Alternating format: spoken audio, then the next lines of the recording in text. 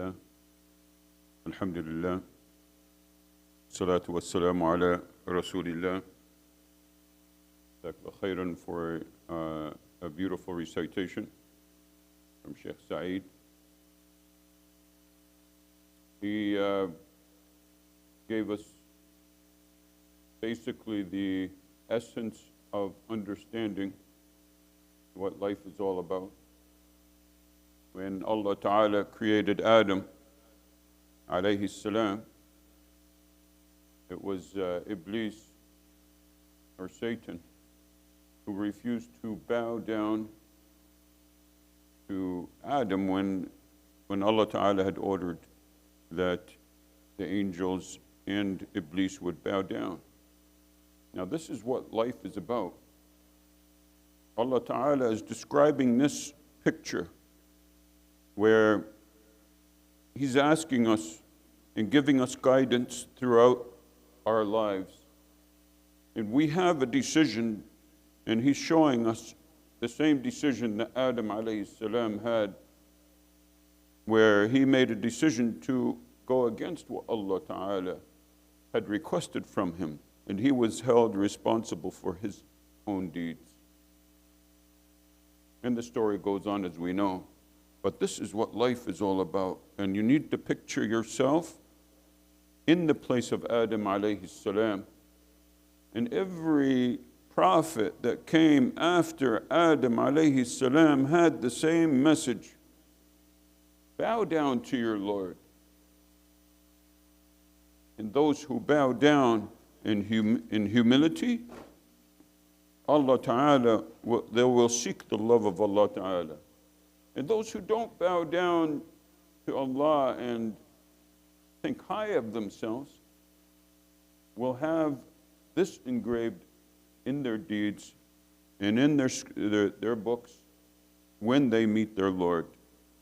So we previously discussed the Surah Al-Rum and how, before we go into Surah Al-Rum, the ayah continues and discusses Ya Bani Israel. So it goes on and discusses the story of the children of Israel and how they transgressed against Musa alayhi salam, Prophet Musa alayhi salam.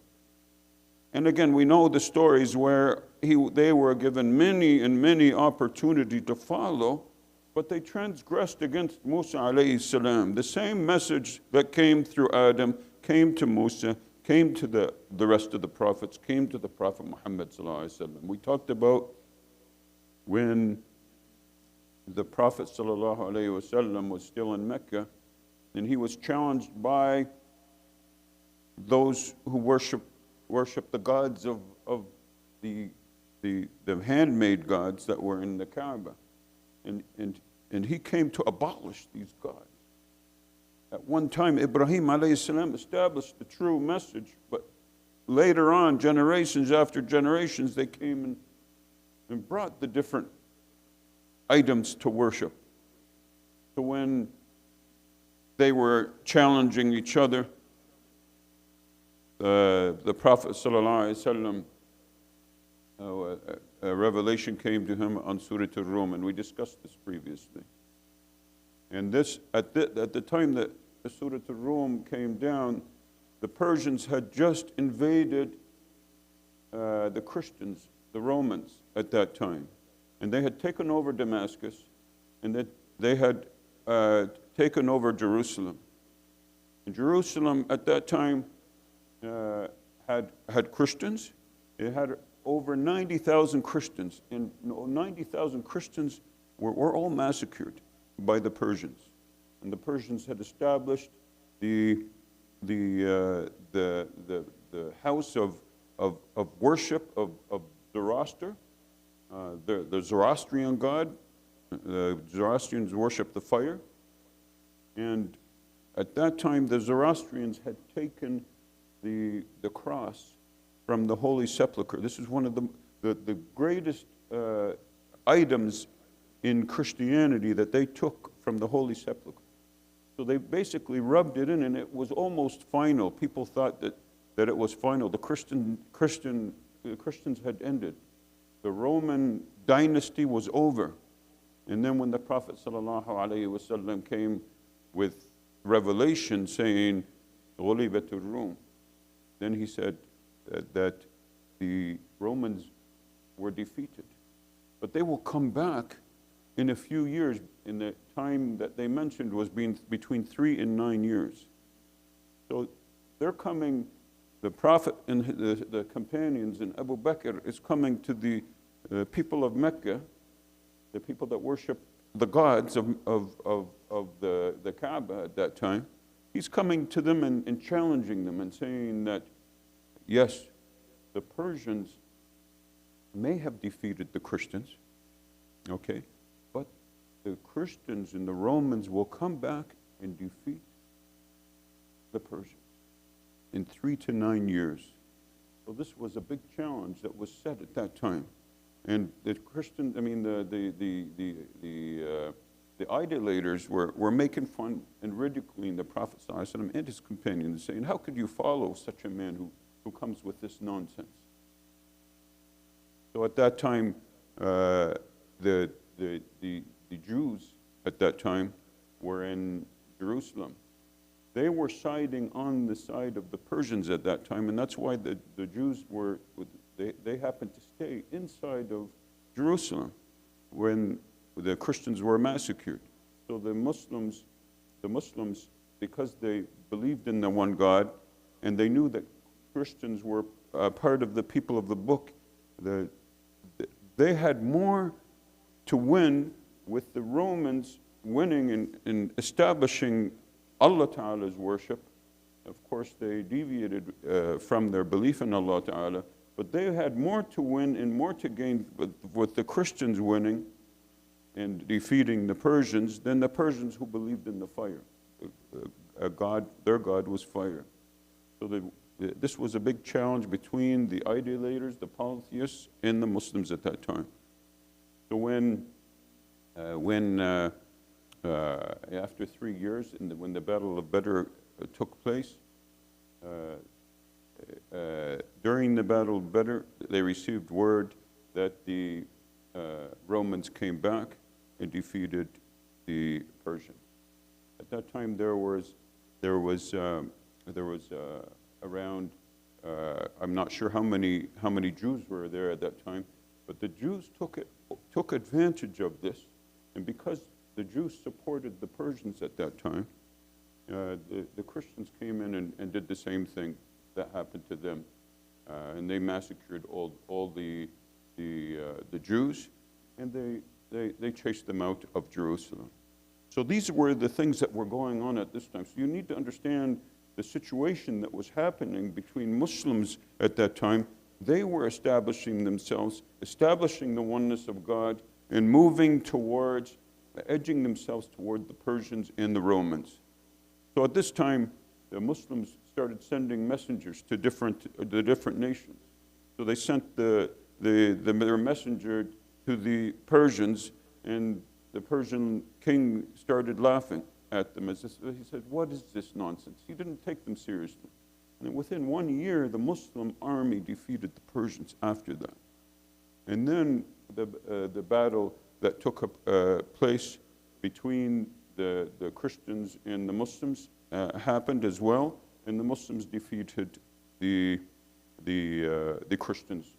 And at that time, we're going to skip into Umar ibn al-Khattab radiallahu anhu. When Umar ibn al-Khattab came and was the leader and the Khalifa at that time, they were going in and starting to take over places throughout the different empires. They had just finished taking over Egypt, and Amr ibn al-As established a rule there, and that he allowed the Christians of that land to maintain their worship, and they had a peaceful state with the Muslims at that time. But when they surrounded Jerusalem, the patriarch at that time, his name is Sophronius, okay? He was afraid, so he sent the sepulchre by secret to back to Constantinople, so that it would be protected. But at that time, it took them 4 months to, to, to stand firm around Jerusalem until Sophronius said, we heard about your leader, your emir, okay, and we know that we heard that he was a righteous man, so we are requesting that he comes and takes the keys of Jerusalem. So when Umar bin al-Khattab heard this, he told Ali bin Abi Talib, he says, what do you think? He asked Uthman. Uthman said, no, don't go. Ali bin Abi Talib said, no, go. This is something that is important for us, and the Prophet ﷺ would have wanted it, because Jerusalem was one of the three most, the three places that we would do hijrah towards. And when Ali bin Abi Talib gave them this message, this was news for us that Umar bin al-Khattab gave a lot of authority to Ali bin Abi Talib, and a lot of people lie about Umar and the Sahaba hating on Ali bin Abi Talib. So these are one of the historical evidences that the Sahaba were firmly working together. There's a lot of history that goes on here, okay, but at the end of the day, I'm going to just cut it short, and the story goes long. But Umar bin al-Khattab refused to go out with an army. He went, him and his servant. Imagine the leader of a nation going, him and his servant, on a horse, and saying that, or on a mule actually. He says, I'll ride halfway, and you ride halfway. So these guys are switching rides, halfway through,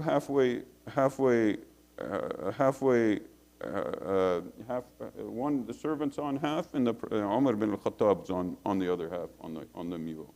One of them is walking, and one of them is riding. And when they arrive to Jerusalem, it's Umar bin al-Khattab's turn to walk. So he's walking, and he falls into a puddle just before he reaches Jerusalem. And he gets all dirty. And the servant says, no, you need to ride. You're the leader. He says, no, I refuse to. Al-Izzah bil-amana. Okay? Honor is by the trust that we establish. And we don't want to lose this trust. So he continues walking until they meet Sophronius, the patriarch of Jerusalem. And when they meet Sophronius sees him dirty. His clothing are patched up and dirty. Abu Ubaidah bin al-Jarrah tells him to cover himself, to wear new clothes, to wear a helmet, to establish yourself. He says his great words. He says, "نحن قوم أعزنا الله بالإسلام وإن ابتغينا العزة لغير الله أذلنا الله." He says, we are people who Allah has honored through Islam. When we seek it through anything else, Allah will humiliate us. So he did not want to change and make himself look good or prep himself up for anything else that's going to change his outlook on life and change his intentions and why he was there. So this is a message for us. When we want to establish ourselves, we want to establish ourselves for truth, for justice. So we're not against the Jews. We don't have any racial hatred for them, okay? But we are against anybody who disobeys Allah Ta'ala. And when somebody comes in and establishes themselves as something higher than what Allah Ta'ala has established them, then this is something that this is the type of justice that we stand for. And we stand for the justice of people, not just Palestinians, but Muslims, people who submit their will to Allah Ta'ala. We are standing firmly behind them because of their worship and establishing the worship of one God, Allah Ta'ala. And because most of the Muslim countries around them have forgotten this important point, which is establishing trust in Allah Ta'ala and protecting their people, now you're finding that another nation comes in and does whatever they want at this time, occupied Palestine. This is a message for us to learn from Umar ibn al-Khattab, that we will never establish ourselves again until our honor is replaced with the worship of one God and one God alone. And that's the main message from Adam alayhi salam, the main message that Musa gave to the children of Israel, and that is the message that was given to us and the trust that was given us to the Prophet. And we ask Allah Ta'ala to protect our Muslim brothers and sisters who are being targeted right now. Innocent people are being targeted right now. Men, women, children. They were put in a position where they had to defend themselves because everybody else forgot.